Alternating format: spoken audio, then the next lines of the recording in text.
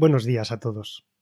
En primer lugar, quería dar las gracias a la Asociación Camino Ancestral de Santiago por organizar el evento y en especial a Santiago Guerrero, presidente de la asociación, por la deferencia que ha mostrado al invitarme a estas jornadas de literatura medieval Ripollet 2022. El título de esta conferencia es El Arturo Galés, el origen del mito. Para comenzar, he de ser totalmente sincero con ustedes y decirles que no me ha resultado fácil encontrar una manera de empezar. ¿Por qué? Bueno, pues porque cuando uno empieza a hablar de Arturo, lo más probable es que se piense en Lanzarote y en Ginebra, en Camelot, en la Tabla Redonda, en Perceval y el Santo Grial, y lo cierto es que yo no voy a hablar de nada de eso. Mi conferencia se centra en el origen de la leyenda artúrica, en esas leyendas folclóricas bretonas que el autor Chrétien de Troyes, padre de la literatura artúrica, utilizó para escribir sus romances, las primeras novelas de la Europa medieval. También son esas leyendas que el otro padre de la literatura artúrica, Geoffrey de Monmouth o Godofredo de Monmouth, utilizó, reconvirtió y refusionó en su famosa Historia de los Reyes de Bretaña, que dio a conocer el personaje de Arturo en toda Europa. Lo interesante de esto es que esas leyendas bretonas que dieron pie a la creación artúrica que todos conocemos son citadas en muchos libros de referencia que hablan sobre Arturo, pero escasa vez se habla de ellas de manera específica. Lo más que se puede leer en una edición en castellano de cualquier libro que hable sobre el origen literario de Arturo es sobre dos crónicas medievales escritas en Inglaterra durante los años que son conocidos como Edad Oscura. Una Edad Oscura, por cierto, que es llamada así por la falta de material escrito sobre ella, no por ninguna otra causa. Bueno, estas dos obras son crónicas escritas en latín, tituladas una Historia Britonum y la otra Annales Cambriae, que pueden fecharse en torno a los siglos IX y X aproximadamente. Ambas hablan sobre las 12 batallas que Arturo luchó contra los anglosajones. De entre todas ellas destaca sobre todo la batalla del Monte Badon, en la que el Historia afirma que Arturo mató de un solo golpe a 900 enemigos, mientras que los annales indican que Arturo llevó en esta batalla una imagen de la Virgen en su escudo, gracias a lo cual la batalla fue vencida. Puede verse cómo en estas dos referencias hay una serie de elementos que nos indican que la figura de Arturo es una figura que está imbuida de un carácter maravilloso, propio de los relatos míticos o de los cuentos populares. La primera de ellas es el reflejo de un héroe céltico. Los celtas, que disfrutaban enormemente de la hipérbole, otorgan a sus héroes cualidades prodigiosas. Esta cualidad es la que permite a Arturo derribar a nada menos que 900 enemigos en una sola carga, un acto que desde luego es propio de un héroe. El escudo mariano que otorga la victoria, que aparece en los annales, está más bien imbuido de un carácter cristiano y parece un trasunto de la visión de la cruz que Constantino tuvo antes de la batalla de Puente Milvio, aunque en este caso es Arturo el protagonista. Hay otro elemento importante que puede destacarse. En estas dos primeras fuentes, cuando se habla de Arturo, se dice que es un guerrero, un miles o soldado. No existe todavía en estos textos una concepción de Arturo como rey. Esa concepción la creará Godofredo de Monmouth un par de siglos después de estas obras, con el objetivo de darle más importancia al personaje. Cuando a mí me empezó a interesar el tema artúrico, en mis tiempos universitarios, no caí mucho en la cuenta de este asunto sobre las fuentes originales de Arturo. Cuando leía los prólogos de las novelas de Chrétien de Troyes, publicadas en español en la Alianza Editorial, en ellas se solía comentar habitualmente que Chrétien se basó en las leyendas bretonas para componer sus romances, igual que hizo otra precursora del tema artúrico, como fue la poeta María de Francia. Y a ver, yo leía esto y me parecía bien, pensaba, bueno, pues leyendas. Pero en especial me llamó la atención un libro muy famoso para los que nos interesa la materia artúrica, escrito por Carlos Alvar y titulado Historia del rey Arturo y de los nobles y errantes caballeros de la Tabla Redonda. Probablemente ustedes lo conozcan. Es un título magnífico, sin duda. En este libro, el profesor Alvar trata todo el mito artúrico medieval creado a partir de las obras de Monmouth y de Chrétien de Troyes, que es el mito artúrico que conocemos todos. En el libro se hace referencia al origen del mito hablando de la historia y de los annales, pero poco más. Y claro, llega un momento en el que a uno le pica la curiosidad y se empieza a preguntar cómo es posible que a partir de dos referencias concretas en unas crónicas medievales latinas o en los anales medievales se creara todo un elenco de personajes que luego son los que aparecen en las obras artúricas. Un elenco de personajes que es tan completo, tan complejo, que en palabras del propio Carlos Alvar otorgan a la mitología artúrica medieval la misma complejidad y el mismo fondo que la mitología griega, tanto en temas como en personajes, en sucesos, criaturas, lugares. Pues todo esto tiene que surgir de alguna parte más. Es verdad, dicho sea con justicia, que después, andando el tiempo, descubrí que la profesora Gloria Torres Asensio de la Universidad de Barcelona escribió en el año 2003 un manual fantástico sobre este tema, titulado Los orígenes de la literatura artúrica. Un manual que he utilizado como referencia para escribir esta conferencia y que, pese al tiempo que ha transcurrido desde que fue escrito, sigue siendo hoy en día un libro de primer nivel para introducirse en castellano sobre el tema del Arturo galés. Desde aquí mi recomendación de estos dos libros para todos los que estén interesados en el tema. Buscando directamente referencias al Arturo bretón o a las leyendas bretonas de Arturo en Internet, es posible encontrar algunas páginas web muy útiles y de calidad para comenzar a andar este camino. Recomiendo especialmente dos que proceden del mundo académico anglosajón que han superado la barrera de lo analógico y ya están en lo digital. Una de ellas es la web The Camelot Project, de la Universidad de Rochester, y otra es la web Arthuriana, que es un blog de la doctora Caitlin Green.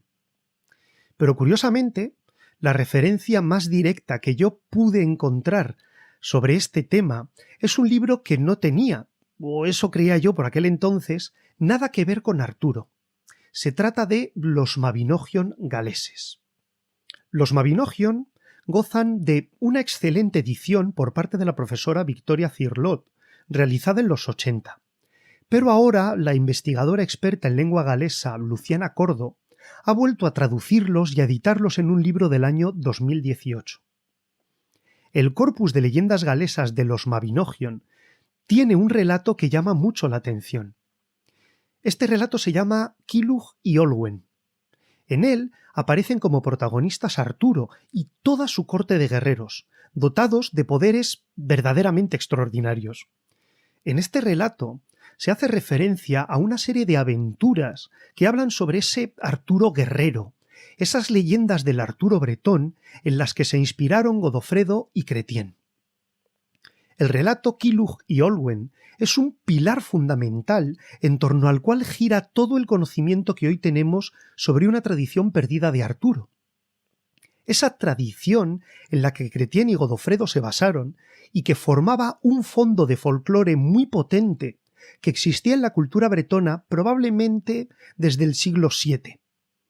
Este folclore caló en las versiones cultas de la historiografía medieval, y así podemos leer los ejemplos algo fantásticos de Arturo en el Historia Britonum y en los Annales Cambriae. Pero hay mucho más.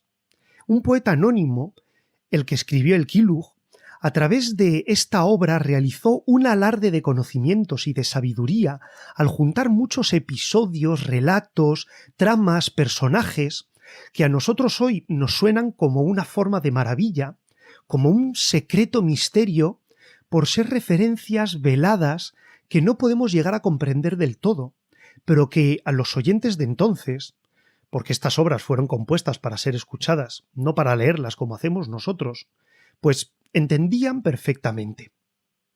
Si sus oyentes entendían las muchísimas referencias que hace el autor anónimo del Kilug a numerosos eventos y personajes de los que nosotros apenas tenemos datos, quiere decir que toda esa tradición era un pozo cultural que las gentes que escucharon al autor en el país de Gales en la Edad Media sí entendían. Esas son las tradiciones que se tratan de rescatar a través del concepto de el Arturo galés. ¿Y por qué galés?, se preguntarán ustedes. Bueno, la realidad es que se denomina Arturo galés porque todas las fuentes que fueron escritas y que hoy podemos leer fueron compuestas principalmente en Gales y en idioma galés. Eso no quiere decir que Gales sea la patria de la leyenda artúrica, no. Simplemente es que la lengua gracias a la cual hemos podido llegar al conocimiento de ese mundo perdido de los mitos originales de Arturo es el galés, y de ahí le viene el nombre. Para poder entender un poco mejor esta génesis artúrica, tal vez debamos explicar un poco la historia de las Islas Británicas durante esta Edad Oscura. Como saben, Bretaña fue territorio del Imperio Romano, abandonado debido a la crisis de este en su etapa final. Y esto es un hecho capital en el desarrollo histórico de la isla y de sus habitantes. Uno de los últimos episodios en los que las Islas Británicas tuvieron un papel en la historia romana fue cuando a principios del siglo V el gobernador británico Constantino fue proclamado emperador por el ejército de Bretaña y llevó a cabo una campaña que fracasó rotundamente en la Galia continental. Las operaciones militares del ejército de Britania en el continente permitieron que en la península de Armórica se asentaran una serie de tropas bretonas, o quién sabe si en realidad eran colonos bretones con sus familias y sus animales, que van a dar origen al territorio de la Pequeña Bretaña, denominado así en comparación con la Gran Bretaña de los bretones insulares. Gran Bretaña, después de esta fracasada expedición de Constantino, quedó a su propio albedrío. La romanización de la isla nunca fue muy profunda, más allá de la región en torno a Londres, y muy pronto los bretones volvieron a las tradiciones, a las costumbres, a la organización política previa a la presencia romana. En toda la zona occidental de la isla, desde lo que nosotros hoy llamamos Escocia hasta la península armoricana, vivían una serie de pueblos de habla britónica, un tronco lingüístico común que incluye el galés, el córnico o el bretón. El compartir un mismo idioma ayudó a crear unos vínculos culturales muy estrechos entre estas poblaciones. Con la llegada de los pueblos germánicos a partir del siglo V, se fue formando un proceso complejo en la isla, por el que el territorio occidental quedaba bajo el control de estos bretones de lengua britónica, mientras que el territorio oriental poco a poco iba cayendo a merced de estos invasores que fueron creando los reinos de los anglos y de los sajones. Una de las primeras referencias que encontramos sobre Arturo data de esta época. En el norte de Gran Bretaña existían unos reinos que en la literatura galesa posterior fueron conocidos como el Viejo Norte. Eran los territorios entre los muros de Adriano y de Antonino Pío, que formaban los reinos bretones de Strathclyde, de Gododin y de Rheged. De aquí procedían algunos personajes históricos como Urien Rheged y su hijo Owain, que más adelante acabarían formando parte de la tradición artúrica, y que sin embargo tuvieron su propia leyenda paralela hasta que la fama de Arturo acabó por absorberlos en su propio mundo. La primera referencia de Arturo viene de una obra, escrita por el bardo Aneirin, que conmemora una batalla entre guerreros reclutados por el rey Gododin para tratar de rechazar al invasor anglo del reino vecino de Bernicia. Estos guerreros, reunidos en torno de 300, fueron agasajados durante un año por el rey de Gododin y después marcharon a la batalla. Fueron superados por un ejército mayor y los guerreros bretones resultaron completamente masacrados. En su memoria, el bardo Aneirin que junto con Taliesin son los dos primeros poetas que podemos leer por escrito, compuso el poema I Gododin. Precisamente, en este poema podemos leer la cita cronológicamente más antigua que habla de Arturo. En el poema, a la hora de hablar de uno de estos héroes muertos en batalla, de nombre Guardur, Aneirin nos dice: arremetió más allá de los 300, con gran audacia, cortó el centro y el ala lejana, atrajo cuervos negros a los muros de un fuerte, aunque no era Arturo, hizo de su fuerza un refugio, el baluarte del fuerte, Guardur.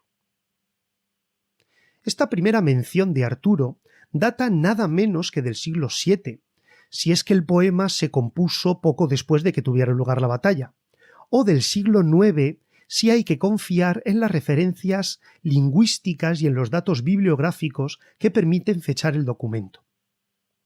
Da igual de qué siglo sea, en realidad. Lo que está claro es que esta referencia a Arturo nos dice que en la fecha en que se compusiera el poema, que en todos casos es anterior a la historia y a los annales, Arturo ya era un guerrero lo suficientemente conocido como para que su referencia fuera incluida en un poema para ser utilizado como comparación con un gran héroe, con este guerrero Guardur. Los reinos del Viejo Norte finalmente sucumbieron a la presión de las invasiones de los escotos por el norte y de los anglos por el sur, con lo que el pueblo bretón quedó circunscrito después de esto a el país de Gales, Cornualles y la pequeña Bretaña francesa. Precisamente van a ser los galeses, a partir del siglo IX aproximadamente, los que van a comenzar a desarrollar una especie de movimiento nacionalista temprano, con una tradición literaria que trataba de recuperar los mitos y las tradiciones de toda Gran Bretaña, considerándose a sí mismos los últimos representantes libres de los bretones isleños, enfrentados ante el avance continuo e inexorable de los reinos anglosajones del resto de la isla. Es en la labor literaria y poética compuesta por los bardos galeses donde podemos encontrar la mayoría de las fuentes que hacen referencia a Arturo. Para definir a este Arturo galés, no quiero utilizar mis propias palabras, sino que voy a utilizar las palabras de la investigadora Neri-Ann Jones, autora de uno de los últimos libros publicados sobre las fuentes primarias de la leyenda artúrica galesa, titulado Arthur in Early Welsh Poetry, del año 2019. Dice Neri-Ann Jones: aunque estas fuentes fueron mayormente y con seguridad composiciones orales creadas para ser comunicadas oralmente, y fueron probablemente transmitidas oralmente durante un tiempo antes de ser puestas por escrito, no es muy probable que se trataran de trabajos populares. Más bien, eran muy probablemente producciones aristocráticas y literarias compuestas por audiencias cortesanas por los más prestigiosos y altamente educados poetas de su tiempo. Estas fuentes representan a Arturo en una variedad de roles, como un gran líder de ejércitos, un guerrero con poderes extraordinarios, un matador de criaturas mágicas, un rescatador de prisioneros del otro mundo, un poeta y el sujeto de profecías. Testifican también la posibilidad de cuentos perdidos sobre él, su padre Uthir, su hijo Lahau, su esposa Wengibar y uno de sus compañeros, Kai, y lo asocian con una amplia variedad de figuras, tanto históricas como legendarias. También arrojan luz sobre la posibilidad de que personajes como Mordred, en galés Medraud, y Erec, en galés Geraint, fueran considerados en la tradición galesa como figuras heroicas y fueran el objeto de historias por derecho propio.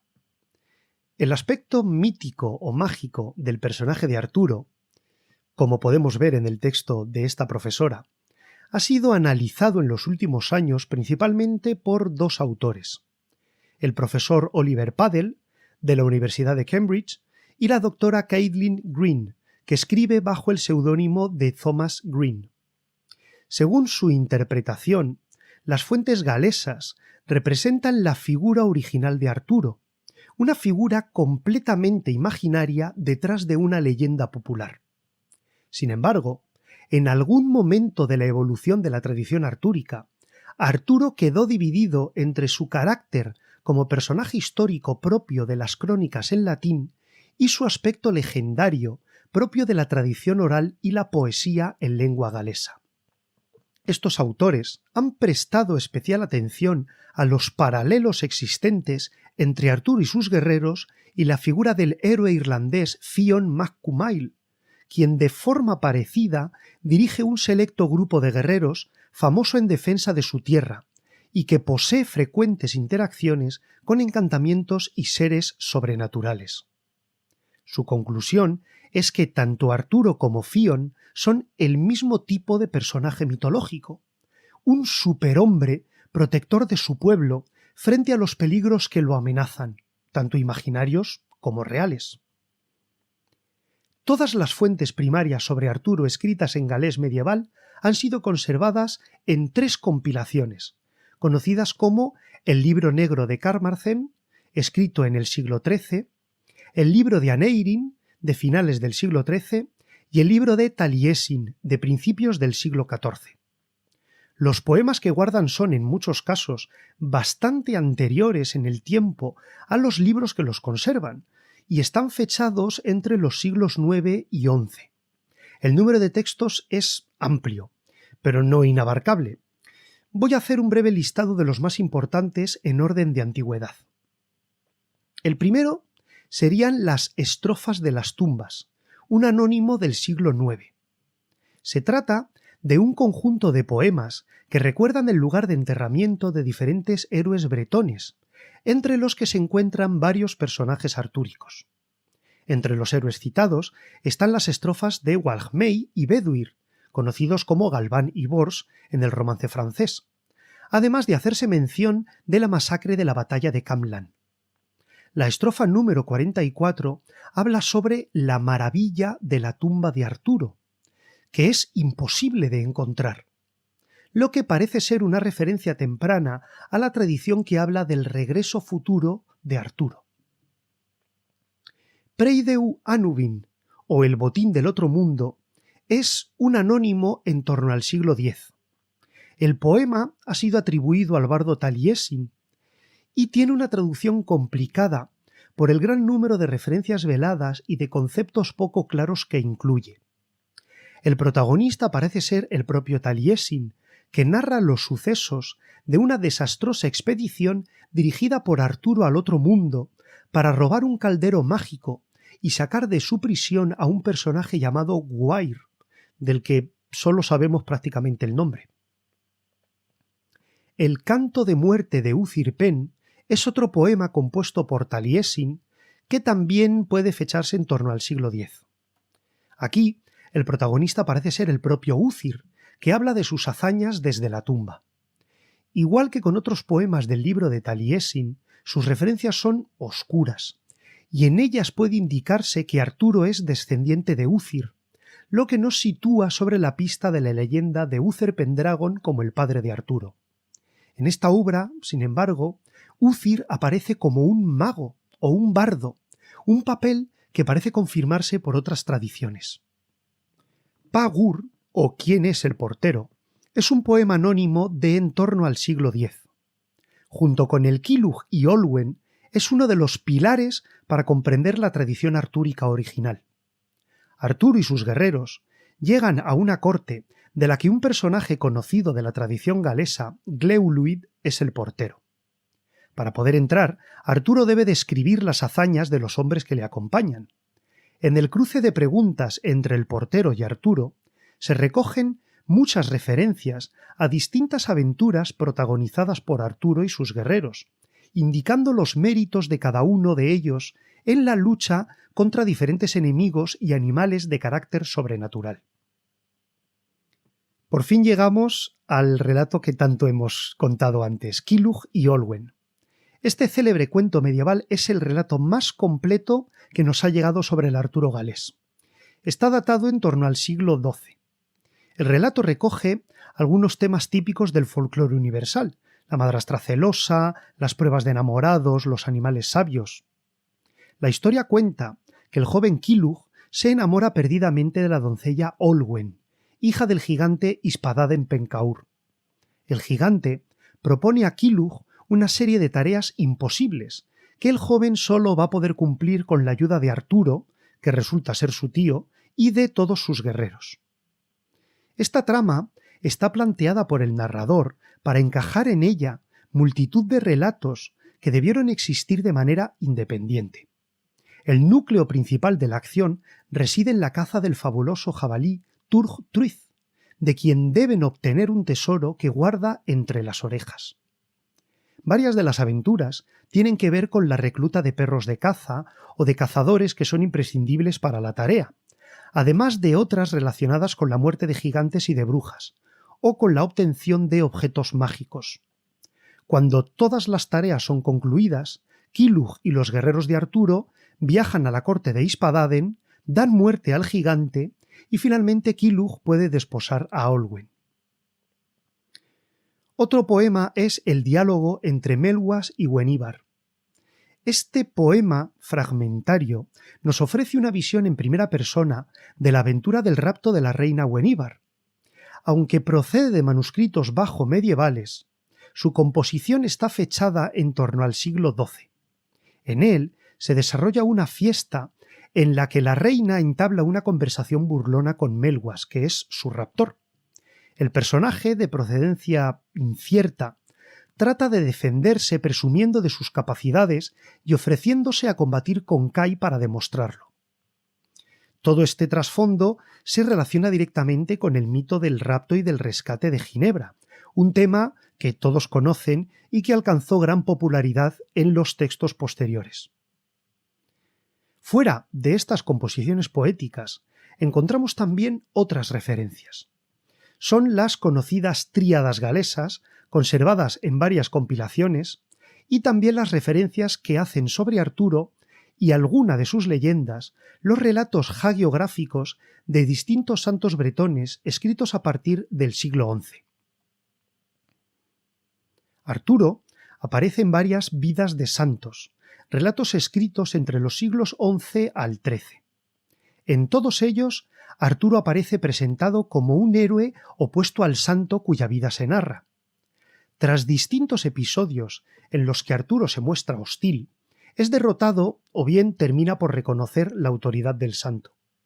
Entre todos estos relatos, el más importante es la vida de San Gildas, escrita entre 1120 y 1130.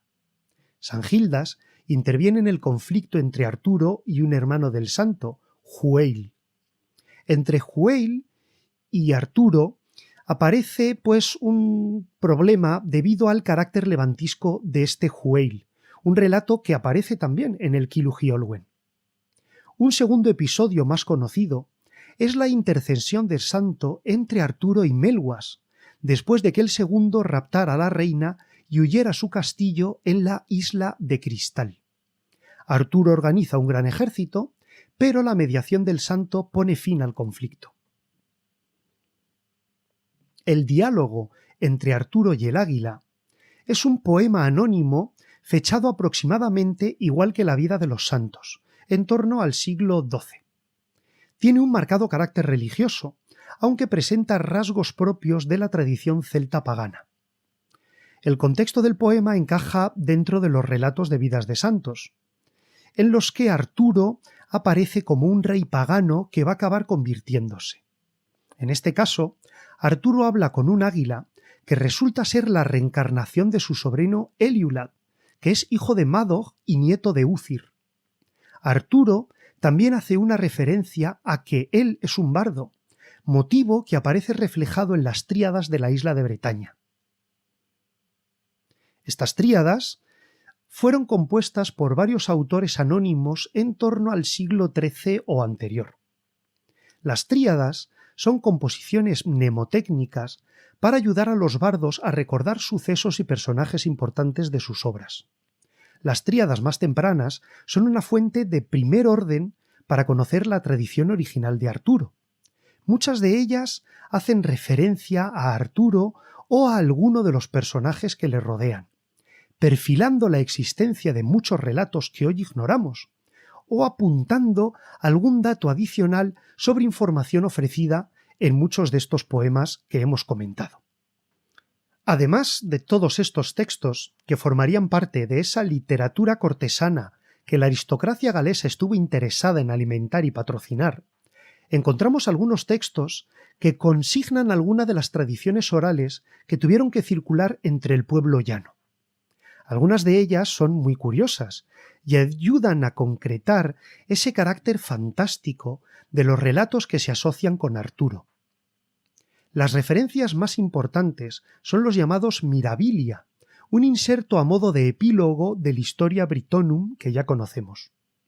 Como bien se puede asumir por el título, los Mirabilia recogen 12 milagros o maravillas de las islas de Bretaña y de Irlanda.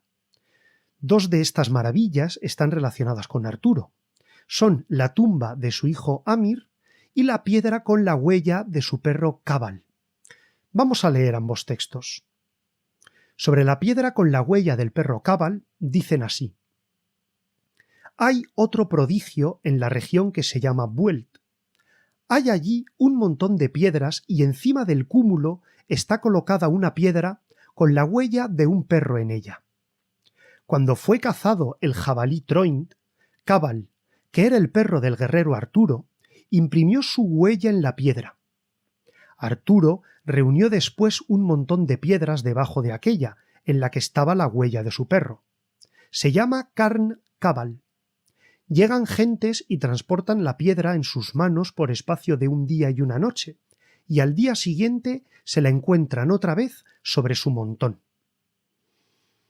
Esta cacería que se comenta del jabalí llamado Troint debió ser una aventura muy famosa, porque es este jabalí Turg Truith que aparece desarrollada en el Kilug y Olwen, que fue escrita 3 siglos después.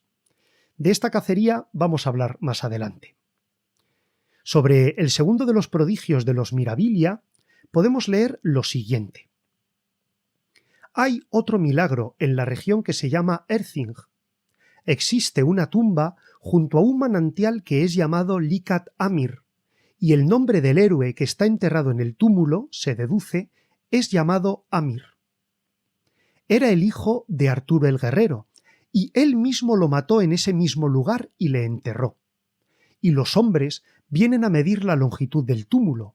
A veces es de 6 pies, a veces de 9, a veces de 12, a veces de 15, porque cualquiera que sea la medida que tomes una vez, no le encontrarás de nuevo con la misma medida. Y yo mismo lo he comprobado. La mayor peculiaridad de este relato, habrán notado, es cómo el anónimo autor se involucra directamente diciendo que él ha podido comprobar el prodigio. No cabe duda de que estas leyendas orales fueron tomadas muy en serio por los habitantes de Bretaña. Y a este respecto destaca la creencia de origen popular, que ha perdurado como una leyenda hasta el presente, acerca de la figura de Arturo como un personaje mesiánico, que algún día regresará para liderar de nuevo a los bretones en su momento de mayor necesidad. Una de las referencias más antiguas a esta creencia la encontramos en el viaje que unos monjes francos de Laon realizaron por Gran Bretaña en 1113, narrada por el cronista Germán de Tournai. Se trata de una anécdota tan pintoresca que no puedo dejar de leérsela. Dice así: desde allí llegamos a la provincia que se llama Danabexeria, donde nos mostraron la silla y el horno de aquel famoso rey Arturo, según las fábulas de los britanos, y decían que aquella misma era la patria de Arturo. Bueno, la región de Danabexeria corresponde a un territorio de Devon y Cornualles aproximadamente. La silla y el horno de Arturo que citan corresponden con toda probabilidad a monumentos megalíticos, tan abundantes en las islas británicas. Muchos de estos hitos del paisaje, fabulosos que no eran comprendidos en su época, fueron relacionados con pueblos del pasado o con seres sobrenaturales, y en este caso con el rey Arturo. Más adelante en el texto, la comitiva de los monjes francos fue guiada a Zabodmin, una parroquia de Cornualles, donde fueron recibidos por un sacerdote bretón de nombre Algardo. Aquí tuvo lugar un incidente peliagudo que es el meollo del texto. Les leo. Allí, un hombre que tenía una mano seca, permanecía vigilante cerca del féretro para recibir la curación. Pero, así como los bretones suelen discutir con los francos por el rey Arturo, este hombre empezó a reñir con uno de nuestros criados llamado Jaganelo, diciendo que Arturo aún vivía. Tras organizarse por ello un tumulto no pequeño, muchos irrumpen en la iglesia con armas, y si el mencionado clérigo Algardo no se les hubiese opuesto, se habría llegado casi a la efusión de sangre. Esta leyenda sobre la desaparición y el desconocido paradero de Arturo también fue recogida en la poesía cortesana. Así, en las estrofas de las tumbas, que ya hemos comentado, la estrofa número 44 afirma lo siguiente: una tumba para Marg, una tumba para Wizur, una tumba para Gugaun espada roja. La maravilla del mundo, una tumba para Arturo. La tumba de Arturo es la maravilla del mundo porque no existe o porque no puede ser encontrada, lo que confirma la creencia de que Arturo no ha muerto en realidad. Esta creencia ha sido transmitida por fuentes contemporáneas, como el caso de la crónica de Rebus Gestis Anglorum de Guillermo de Malmesbury, que afirmaba que la tumba de Arturo no se veía por ninguna parte y que las antiguas fábulas de los bretones contaban que aún estaban por venir. Como vemos por el incidente de los monjes francos, las fábulas desde luego no eran un tema para tomárselas a broma en esta Gran Bretaña del siglo XII. De hecho, la creencia acerca del regreso de Arturo perduró a lo largo de los siglos y leyendas sobre su paradero y su regreso también pueden encontrarse fuera de Gales, en Cornualles y en Armórica. Pero una de las más curiosas que fue recogida está nada menos que en el Don Quijote y fue escrita por Miguel de Cervantes.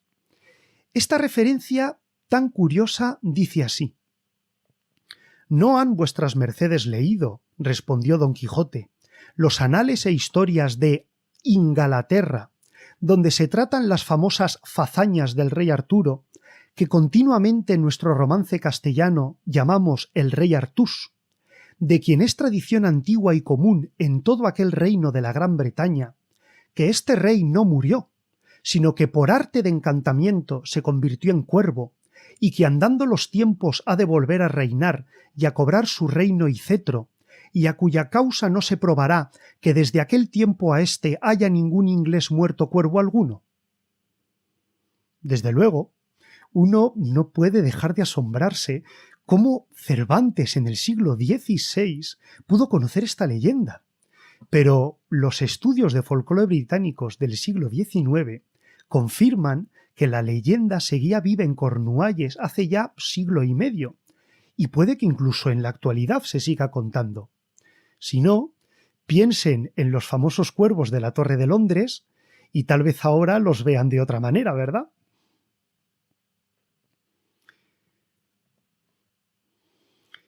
No puede afirmarse que las aventuras de Arturo sigan un orden lógico, al igual que no puede hacerse dentro de la mitología, pues por ejemplo, griega y romana. Bien es cierto que los acontecimientos ocurridos en un relato concreto pueden ponerse en relación con otros relatos para establecer algo así como una línea temporal. Pero los relatos mitológicos rara vez son verdaderamente amigos de la precisión histórica y de la cronología lineal que muchas veces a los investigadores y a los lectores contemporáneos pues nos gustaría.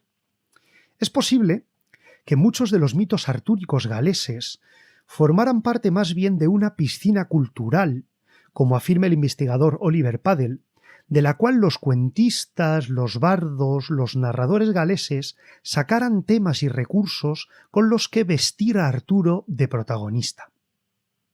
Con todo, a la hora de tratar de reconstruir los mitos perdidos de Arturo, uno no puede dejar de concebir un ciclo mitológico en el que Arturo y sus guerreros están insertos, un ciclo similar al del paredro irlandés, el héroe Fionn mac Cumaill, que como hemos visto se relaciona con Arturo. Igual que hemos hecho con las fuentes, ahora me gustaría hacer un recorrido por los elementos más importantes de este ciclo artúrico o si no existiera, al menos por los aspectos más recurrentes relacionados con el personaje que pueden hallarse en esta base del folclore bretón. Para ello, me gustaría ilustrar cada ejemplo con textos originales, que me parece que es la forma más directa de acercarse al mito de Arturo. Respecto a la familia de Arturo, Arturo aparece como hijo de Úcir, un bardo guerrero. Úcir posee el don de cambiar de forma, un don que pudo haber compartido con algún otro personaje artúrico y que pudo dar pie a la famosa transformación de Úcer Pendragón a manos de Merlín para poder gozar del amor de Igraine, según nos cuenta en primer lugar Godofredo de Monmouth. Al respecto de Úcir, dice la canción de Úcir Pen: «Soy yo quien tuvo numerosas huestes en la batalla. No dejaría la lucha entre dos fuerzas sin que hubiera derramamiento de sangre. Fui yo quien compartió mi fortaleza. Una mera novena parte de mi valor tenía Arturo. Fui yo quien asaltó 100 ciudadelas. Fui yo quien mató a 100 mayordomos. Fui yo quien repartió 100 mantos. Fui yo quien cortó 100 cabezas. En mi estado de privación, en mi angustia, mantuve la templanza. No habría vida si no fuera por mi progenie. Soy un poeta. Mi hábil arte merece elogios, aunque sea con cuervos, águilas y rapaces. Subir a los cielos era mi deseo, más allá del águila, más allá del miedo y del daño. Soy un poeta, y soy un arpista, soy un gaitero, y soy un... Y continúa. Entre los parientes cercanos de Arturo están su hermano Madog, hijo de Úcir, y su sobrino Eliulod, hijo de Madog. En la conversación entre Arturo y su sobrino metamorfoseado en águila, podemos leer lo siguiente. Me pregunto, dado que soy un poeta, sentado frente a un roble de hermosa copa, ¿por qué me mira el águila fijamente? ¿Por qué ríe? Arturo del feroz golpe de espada, tus enemigos no resisten tu ataque. Yo soy el hijo de Madog, hijo de Úcir. Oh águila, no conozco cuál es tu linaje, que frecuentas el boscoso valle de Cornualles. El hijo de Madog, hijo de Úcir, no vive. Arturo, cuya lengua es espléndida, oso de guerreros. Eliulad fui llamado anteriormente. Oh, águila de mirada intachable, con el poder de tu discurso no hay falta. ¿Puedes ser tú, Eliulad, mi sobrino? Oh Arturo, valiente en combate, que dejas una hilera de enemigos caídos, es excelente reclamar el parentesco por ti. Existen otras referencias fugaces a una hermana de Arturo, cuyo hijo es Walhmey, de otro hermano de Arturo por parte de madre, Gormand, hijo de Ricca, aunque Ricca es tío de Arturo, así como otros tíos paternos y maternos, cuyo rastreo en los textos es difícil y cuya identidad resulta poco clara. La esposa de Arturo es Uenhíbar. Sobre este personaje se ha escrito mucho, ya que lo más destacado de él es la imprecisión con la que está representado en las fuentes, pese a la importancia que revisten algunos de los episodios relacionados con ella, especialmente el rapto.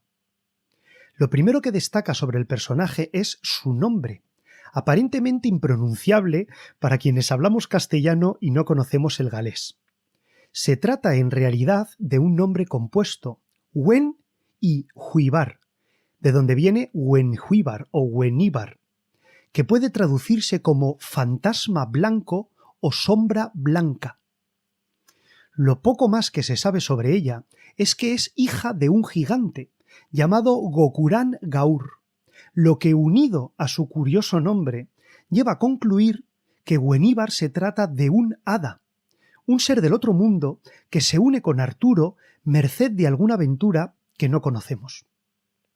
La tradición posterior, condicionada por el éxito de la obra de Godofredo de Monmouth, estableció que Weníbar era la esposa y reina de Arturo, pero cabe la sospecha razonable de que en realidad fuera su amante o compañera. Esta suposición coincide con otros héroes de la tradición galesa e irlandesa, que encuentran pareja en hermosas y misteriosas mujeres sobrenaturales, siempre con algún tipo de contrapartida. En el caso de Gueníbar y su rapto, se ha sugerido que este hada represente el poder de la realeza, una especie de entidad soberana que dedica sus atenciones al guerrero que más lo merezca. Esto puede explicar la propensión a que el personaje sea raptado, o más bien que diferentes guerreros la pretendan como forma de expresar su poder frente a otros candidatos. De alguna manera, Gueníbar también está relacionada con la caída de Arturo en la batalla de Camlan. De esto vamos a hablar más adelante. Un caso muy interesante es el de los hijos de Arturo. No sabemos si nacidos de Gueníbar o no, ninguno de los cuales, además, sobrevivió a su padre. Son Lajau, Amir y Widre. De quien se tienen más datos es de Lajau, que seguramente formó parte de algún relato o aventura hoy perdido. Lajau, igual que su padre, destaca por su capacidad guerrera. Su muerte pudo deberse a una traición. Una versión, recogida por las novelas de caballerías muy posteriores al Arturo galés, dice que fue muerto por mano de Cai, por venganza contra Arturo, y que su cuerpo fue enterrado para que el delito quedara impune. Su muerte, sin embargo, debió ser conocida ya en el mito galés, puesto que en el poema Miagum, donde se narran las muertes de distintos héroes britanos, se dice: «Yo he estado allí donde Lajau fue derribado, hijo de Arturo, terrible en las canciones, cuando los cuervos graznaban sobre la sangre». Tres de los guerreros más conocidos de Arturo son su sobrino Walhmey y la pareja formada por Cai y Beduir. Los tres son guerreros muy afamados dentro de la tradición galesa y debieron poseer sus propias leyendas y actos heroicos. Walhmey es ampliamente conocido como sobrino de Arturo, desde su concepción inicial. Es hijo de Wiar, hermana de Arturo, nombrada en otras fuentes como Anna. Es uno de los guerreros destacados de la banda artúrica, y aunque sobrevivió a su tío, su destino fue también el morir de manera trágica. Cuenta el cronista Guillermo de Malmesbury que el sobrino de Arturo fue expulsado de su reino por los sajones, momento en que se unió a su tío en la lucha contra el invasor. Finalmente, fue muerto y enterrado cerca del mar, en una tumba que medía nada menos que 14 pies de longitud, unos 4 metros. Guillermo cuenta que algunos afirman que Walhmey murió en un naufragio, mientras que otros dicen que fue asesinado por sus propios hombres en un banquete. A este respecto, las estrofas de las tumbas parecen apoyar la versión del asesinato, ya que afirman lo siguiente: «La tumba de Walhmey está en Peridón, como un reproche a los hombres». Dado que las estrofas de las tumbas han sido datadas en torno al siglo X, es posible que la versión de su asesinato sea la versión inicial, o al menos la más antigua que se conserva. Es reseñable el tamaño de la tumba, parecida al tamaño de la cambiante tumba de Amir, que podía tener 12 o 15 pies. El enorme tamaño de estas tumbas, unido a la relación que se hace con Arturo de muchos monumentos megalíticos, hace pensar que Arturo y sus hombres pudieran ser gigantes en sus tiempos. Esta es al menos una teoría defendida por el profesor Oliver Padel. Un tamaño enorme es el requerido por unos héroes enormes. Cai y Beduir son dos compañeros inseparables, un Asterix y Obelix del ciclo artúrico, por así decir. Ambos son excelentes luchadores, las manos derecha e izquierda de Arturo, aunque Cai parece prevalecer sobre su compañero, que actúa siempre como comparsa. Sobre Cai, por boca de su padre, en el relato del Kilug nos dicen que su corazón estará siempre frío y no habrá calidez en sus manos. Otra particularidad tendrá: si es mi hijo, será tenaz. Otra particularidad tendrá: cuando lleve una carga, sea grande o pequeña, no podrá ser vista ni por delante ni por detrás. Otra particularidad tendrá: nadie resistirá agua o fuego tan bien como él. Y otra particularidad tendrá: no habrá servidor y oficial como él. Más adelante, En el mismo texto se afirma lo siguiente: poseía facultades extraordinarias.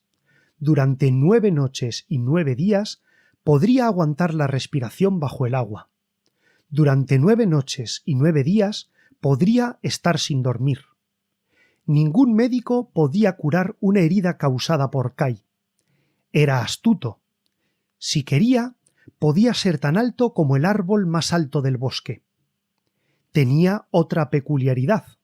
Cuando llovía muy fuerte, tan grande era el calor que emanaba de él que todo lo que sostuviera en su mano permanecería seco, hasta la longitud de una palma por arriba y por abajo. Cuando sus compañeros tuvieran mucho frío, él sería el combustible para encender el fuego. El poema Pa-Gur, que debe ser cronológicamente anterior al Kilug, da más detalles sobre las hazañas y cualidades guerreras de Kai.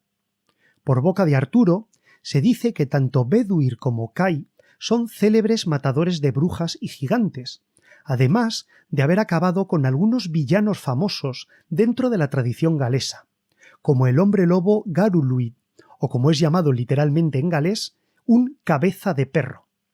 El texto dice así: en las montañas de Edimburgo luchó contra los cabezas de perro. Por cientos cayeron por cientos frente a Beduir el poderoso. En las costas de Tribruid, luchando contra Garuluid, violenta era su naturaleza con la espada y el escudo. Inútil es un ejército comparado con Kai en la batalla. A menos que Dios lo logre, la muerte de Kai era inalcanzable. Kai el Hermoso y la Jau lucharon batallas ante la aflicción de las lanzas plateadas. La relación de Kai con Arturo es complicada. En una cultura con fuertes rasgos precristianos, donde los guerreros son muy celosos de su honor y de su poder, es posible que entre Arturo y Kai surgiera una rivalidad que, en algún relato perdido, acabó por enfrentarlos. En el Kilug se dan 2 pistas sobre este enfrentamiento. Parece ser que Arturo hizo un chiste sobre una de las victorias de Kai, lo que fue entendido como un insulto por el guerrero. Es posible que en esa lucha de egos, Kai llevaría a cabo el asesinato del hijo de Arturo, de la Jau. Si Arturo llegó a enterarse del asesinato, pues no lo sabemos. Pero sí sabemos que al ser finalmente asesinado Kai por el guerrero Gidauk, Arturo lo vengó matando tanto a Gidauk como a sus hermanos. Sobre el guerrero Beduir, el Kilug nos dice: Arturo llamó a Beduir, quien no temía ninguna aventura que emprendiera Kai. Esto ocurría con Beduir. No había nadie tan apuesto como él en esta isla. Además, aunque tuviera una sola mano, 3 guerreros no derramarían sangre en el mismo campo más rápido que él. Poseía otra facultad extraordinaria. Su lanza daba un ataque y 9 contraataques. Hemos visto también cómo Beduir es un guerrero capaz de luchar contra enemigos muy peligrosos. En el Pa-Gur nos dicen que él es el que vence al villano hombre lobo Garuluid, un personaje que aparece citado en las Tríadas como parte de los 3 afortunados asesinatos, ya que esta criatura terrible tenía la costumbre, muy curiosa, de matar a un bretón cada día, excepto los domingos, en los que mataba 2 bretones por no tener que matar un enemigo. Está visto que ser un monstruo no quitaba santificar los días festivos. Una mención especial merece Medrawd, el Mordred del romance medieval. Este personaje fue convertido por Godofredo de Monmouth en el villano del mundo artúrico, pero no parece tener este papel en el mito galés.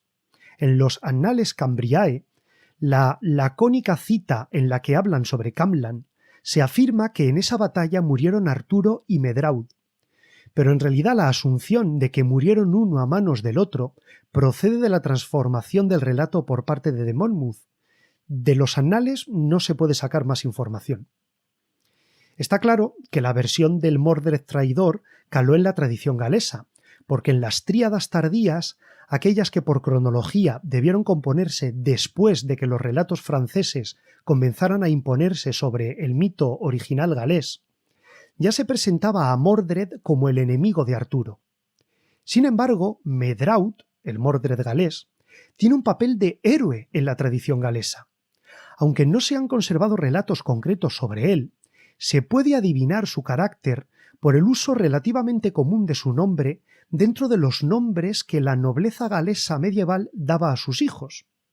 Y claro, no es muy normal que uno ponga a su hijo el nombre del villano por antonomasia de su cultura. Sobre Camlan ahora mismo vamos a hablar. Estamos ya en la recta final de esta introducción al mito del Arturo galés. Ya conocemos los orígenes históricos del mito, los personajes y los rasgos principales que definen al Arturo original galés, pero hemos pasado muy por encima sobre las aventuras y los principales hechos. Lo cierto es que hablar sobre estas aventuras no es fácil, porque como ya hemos podido ver, muchos pertenecieron a la tradición oral y se han diluido en el devenir del tiempo. Redescubrirlos forma parte de una labor, diríamos, de arqueología literaria. Consiste en excavar los textos, catalogar los estratos narrativos y sacar conclusiones sobre los relatos que alguna vez fueron. Toda esta tarea valdría por sí sola una conferencia. Afortunadamente, algunos de ellos fueron tan populares y fueron transmitidos con tanta frecuencia que llegaron más o menos alterados hasta los autores que pusieron las obras por escrito. Estos relatos son finitos y yo aquí me quiero centrar en tres: la caza del jabalí Turgtruith, el rapto de Guenivar y la gran batalla de Camlan, en la que presuntamente Arturo pereció. Comenzaremos por la caza del jabalí Turgtruith o el jabalí Troint. La captura de este monstruo es el mito más antiguo que se conserva sobre Arturo. Recordarán que se hablaba de él en los Mirabilia del Historia Britonum, que son de en torno al siglo IX. Allí decían que el perro de Arturo, Cabal, había dejado impresa su huella en una roca mientras perseguía a este jabalí. En el Kilug, la cacería también es el episodio principal. No es extraño que el autor anónimo del Kilug la eligiera como el núcleo de su historia, dado que posiblemente la aventura de la cacería era muy conocida entre los oyentes del siglo XII. Resulta extremadamente difícil deducir qué partes del relato son las que se narraban en la época del Mirabilia y cuáles son las recreadas para introducir el evento en la historia del casamiento entre el joven Kilug y la bella hija del gigante Olwen.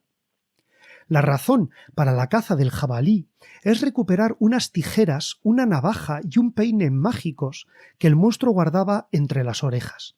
Sin ellos, la cabellera del padre de Olwen jamás podría ser domada, ni su barba afeitada, y sin ellos la boda no podría ocurrir. Por lo demás, la historia recalca el poder destructivo del jabalí y su prole, capaces de matar perros y cazadores sin número y arrasar las tierras de labor. Puede que esta sea la verdadera causa por la que Arturo y sus hombres deben darle muerte. Turgtruith fue antaño un rey, metamorfoseado en jabalí, como castigo por sus pecados.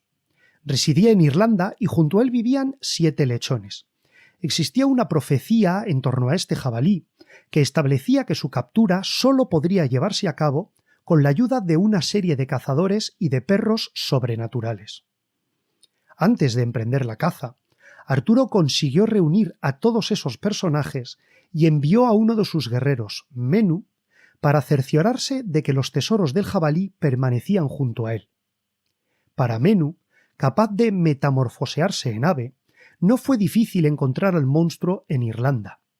Es muy significativo que la localización del monstruo sea en esta isla, ya que en muchos relatos galeses Irlanda es un trasunto del más allá feérico, del otro lado.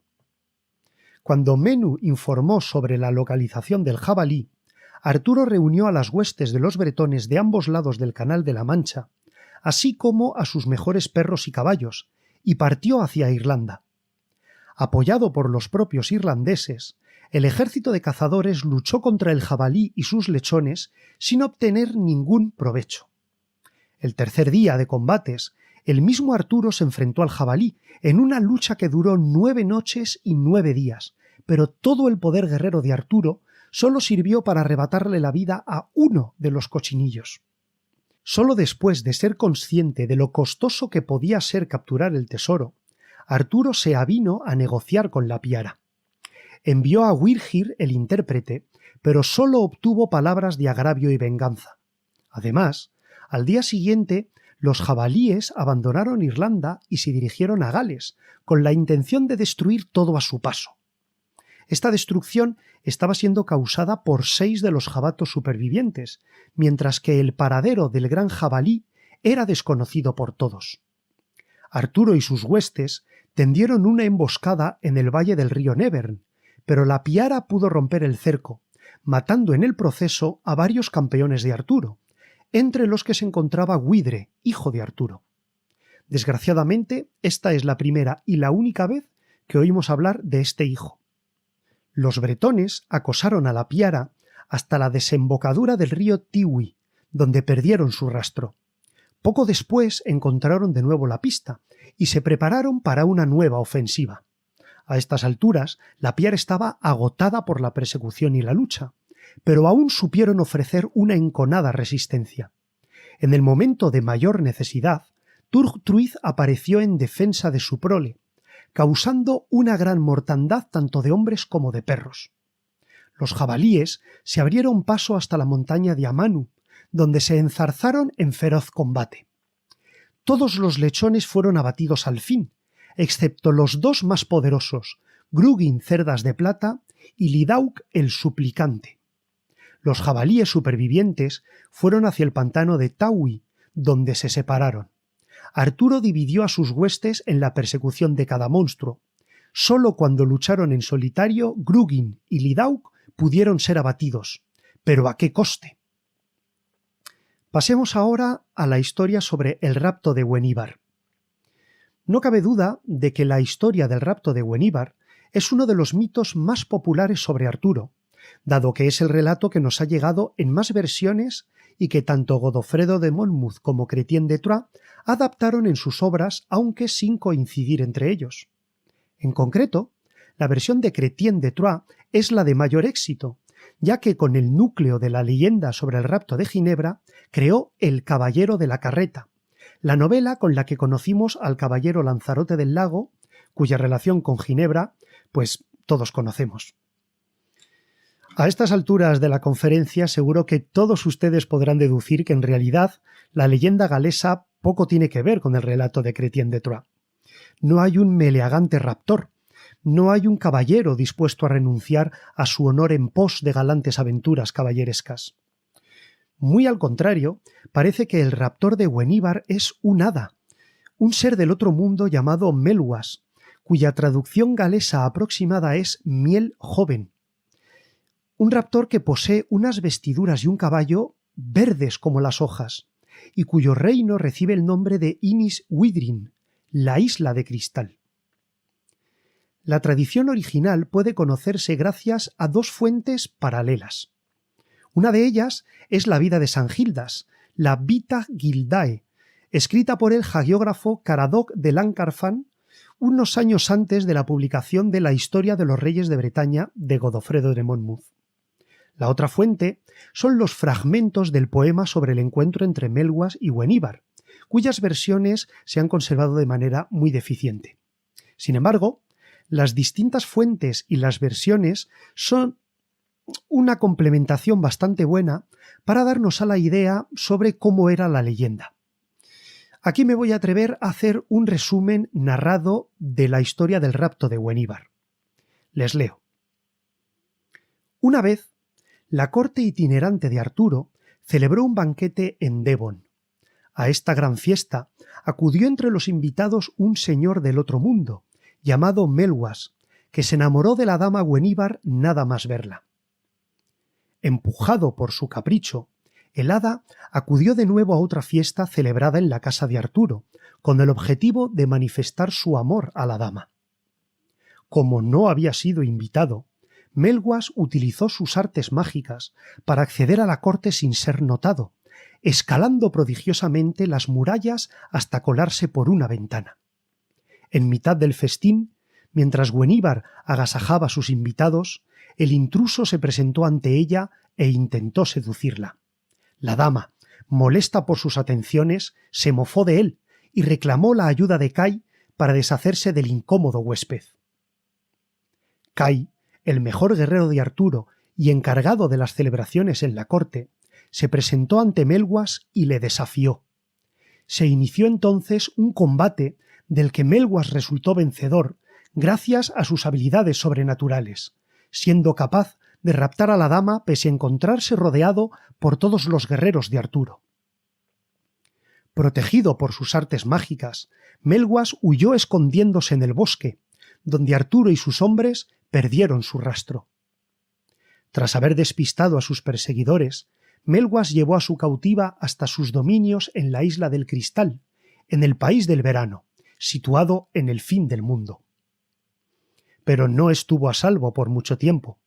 Arturo y sus guerreros, después de remover cielo y tierra en pos del Felón, descubrieron el paradero de Gweníbar, llegaron hasta el reino de Melwas y pusieron sitio a su fortaleza. Finalmente, después de varias proezas llevadas a cabo por Arturo y sus guerreros, consiguieron dar muerte a Melwas y liberaron a Gweníbar, retornando victoriosos a la isla de Bretaña. Nos acercamos a la última de las leyendas, la batalla de Camlan. Desafortunadamente, no ha quedado ninguna leyenda galesa sobre la batalla. La historia de Camlan solo ha llegado completa en el relato de Godofredo de Monmouth, con una fuerza narrativa tan grande que se convirtió automáticamente en una parte canónica de la biografía del Arturo posterior, el Arturo Rey. Su sinopsis es conocida por todos. Mientras Arturo se encontraba lejos, Mordred se hace con el trono casándose en adulterio con Ginebra. Arturo regresa precipitadamente y en una dramática batalla final, los ejércitos bretones son diezmados, Mordred muere y Arturo es transportado a la isla de Avalón para ser curado de sus heridas. Pese al texto de la obra de Monmouth, parece ser que para los poetas galeses Camlan no fue el anticlímax cargado de patetismo que puso fin al reino de Camelot, sino más bien un combate de resonancia épica, sin un matiz negativo o de final especialmente dramático, aunque, como vamos a ver ahora, sí que fue considerado un suceso lamentable. Como decía, no existe ningún relato que nos describa cuál era la versión primitiva de la batalla, pero en las tríadas de la isla de Bretaña existen varias que hacen referencia a la batalla, en ninguna de las cuales encontramos evidencias de que sigan el relato de Godofredo. Esto parece indicar que entre los galeses la versión original de la batalla tenía tanta influencia que la versión posterior de Monmouth no terminó de calar en el país donde se originó el mito. En lugar de tratar de reconstruir esta leyenda, prefiero leerles qué dicen las tríadas de ella y dejar que ustedes pueden imaginar los detalles. Las tríadas que nos permiten saber sobre la leyenda de la batalla original son la número 53, la 54, la 59 y la 84. La tríada 53 se titula Tres bofetadas malhadadas de la isla de Bretaña. Esta tríada nos habla sobre la causa primera de la batalla, muy distinta de lo que ya hemos escuchado. La motivación es muy curiosa. Les leo lo que dice la tríada. Gwenibaj abofeteó a Gweníbar, y a causa de ello tuvo lugar después el conflicto de la batalla de Camlan. Gwenibaj es hermana de Gweníbar, y se ve que ambas hermanas no debieron tener una buena relación. El motivo por ello lo ignoramos. Que las consecuencias de la bofetada fueron desproporcionadas e inexorables es una cosa que las pistas sobre la perdida batalla parecen resaltar especialmente. La tríada 54 se titula Tres gravosos asaltos de la isla de Bretaña. Es muy interesante. Dice así: uno de ellos fue cuando Medraud llegó a la corte de Arturo en Kellywig, en Cornualles. No dejó en la corte ni comida ni bebida que no consumiera. Y también arrastró a Gweníbar de su asiento real y luego la golpeó. El segundo asalto gravoso fue cuando Arturo llegó a la corte de Medraud. No dejó ni comida ni bebida, ni en la corte ni en la provincia. Vemos con esta tríada que el episodio de la bofetada es igual que en la tríada 52, solo que en este caso es Medraud el protagonista. Podemos preguntarnos si es un episodio que sustituyó al de la pelea entre hermanas a causa de la influencia del relato de Monmouth, o si es otro acto diferente.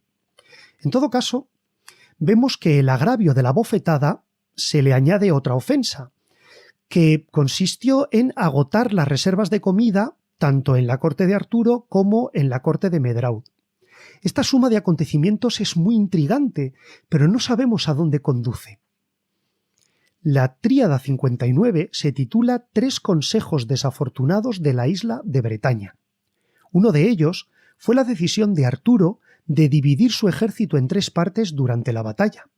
Dice la Tríada la triple división por parte de Arturo de sus hombres con Medrawd en Camlan. Para Monmouth, Mordred dividió su ejército en 6 batallones, mientras que Arturo lo hizo en 9. Tanto en las Tríadas como en el relato de Godofredo, vemos que el valor del número 3 y sus múltiplos tiene un sentido muy especial, simbólico, muy propio de la cultura celta, donde el 3 es un número sagrado y mágico. No conocemos más sobre el sentido que esto tiene en el conjunto de la narración. La última de las tríadas, la Tríada 84, hace referencia a lo deplorable del conflicto, porque se titula Tres batallas fútiles de la isla de Bretaña. El título dice mucho. Si pensamos en la causa primera, que es la bofetada entre las hermanas, nos podemos hacer una idea del porqué de ese sentimiento hacia la batalla. La tríada que habla de las batallas dice lo siguiente: y la tercera fue la peor, fue la de Camlan, que se produjo por la disputa de Wenivar con Wenibaj. Por eso esas batallas se llamaron fútiles, porque fueron provocadas por causas tan estériles como esas. Creo que la explicación de esta tríada lo dice todo. Poco más hay que podamos saber y poco más hay que añadir.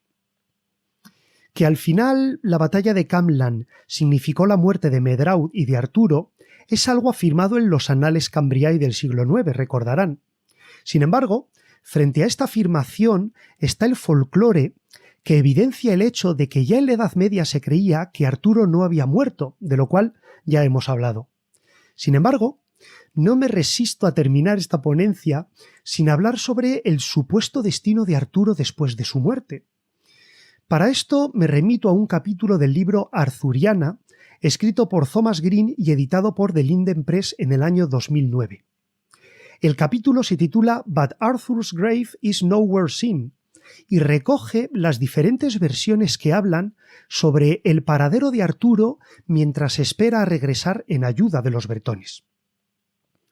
El paradero artúrico por antonomasia, que todo aficionado a la leyenda artúrica conoce, es la isla de Avalon. La primera referencia a este lugar es de Geoffrey de Monmouth, que todos conocemos ya. En la Edad Media hubo diferentes tentativas para localizar esta isla de Avalon. Los monjes de Glastonbury, en Inglaterra, desenterraron la supuesta tumba de Arturo en la abadía, declarando que aquel lugar era Avalon. En el siglo XIII, el autor del romance artúrico Florian y Floret ubicó Avalon en la isla de Sicilia, mientras que otros autores quisieron ver la ubicación de Avalon en Chipre o en la India. Otro de los lugares donde se presume que aguarda Arturo es un reino subterráneo. Esta tradición enlaza con las creencias celtas en el mundo subterráneo del Side, las colinas huecas en las que habitaban las cortes feéricas de la mitología irlandesa. Las referencias más antiguas a esta creencia pertenecen a dos autores coetáneos de finales del siglo XII, y numerosas leyendas a este respecto pueden encontrarse en el folclore moderno de Gales, en Inglaterra y en Escocia. En Somerset, Inglaterra, existe la leyenda de que Arturo protagoniza una cacería salvaje junto con perros y jinetes fantasmales. El protagonismo de Arturo en esta cacería tiene también especial importancia en la pequeña Bretaña y en las tierras al oeste de Francia, donde la cacería salvaje es llamada directamente la cacería de Arturo.